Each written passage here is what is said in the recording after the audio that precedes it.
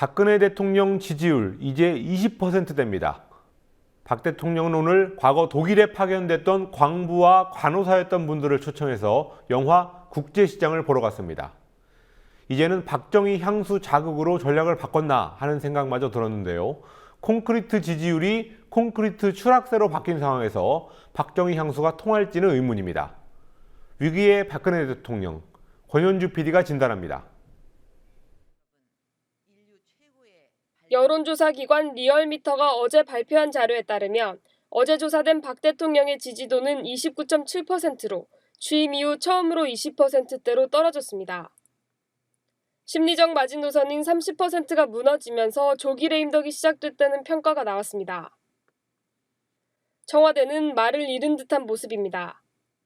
민경욱 청와대 대변인은 오늘 오전 지지율 하락에 대한 입장이 뭐냐는 질문에 논평하지 않겠다고 답했습니다. 야당은 국민들이 박 대통령의 나홀로 정치에 등을 돌린 예견된 결과라고 비판했습니다.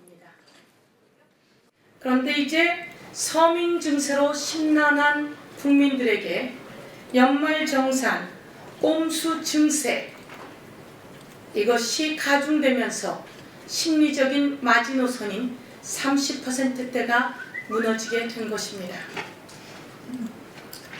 국정쇄신을 바라는 국민의 요구, 이제 더 이상 외면해선 안 될 것입니다.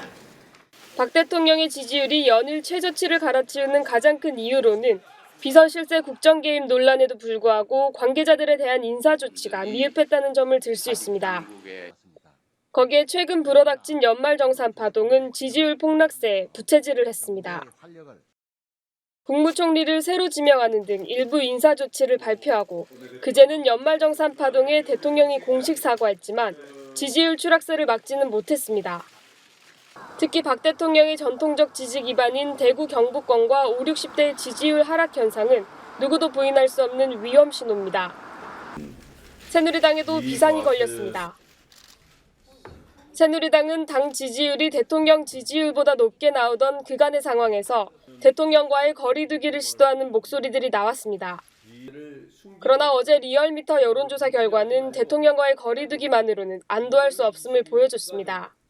새누리당은 35.4%, 민주연합은 29.6%의 지지율을 기록해 양당의 격차가 오차 범위 내인 5.8%포인트로 크게 좁혀졌기 때문입니다.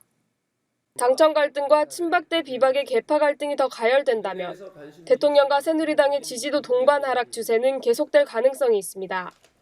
특히 다음 주 원내대표 선거를 둘러싸고 친박대 비박의 갈등이 본격화할 경우 여론을 수습하기 어려워질 전망입니다. 박근혜 대통령은 오늘 박정희 시대의 향수를 자극하려는 듯 파독 광부와 간호사를 초청해 영화 국제시장을 관람하는 등 민심 수습에 나섰습니다. 국민TV 뉴스 권현주입니다.